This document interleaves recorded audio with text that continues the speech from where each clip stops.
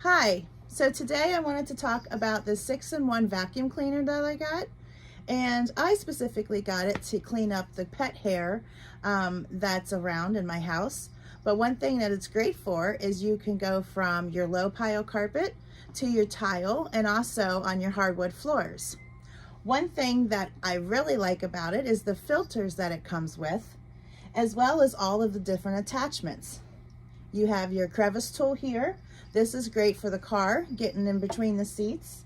And you also have your dusting tool with the brush on it, as well as the long handle that can run the powerful vacuum. It has great suction as well as great battery life.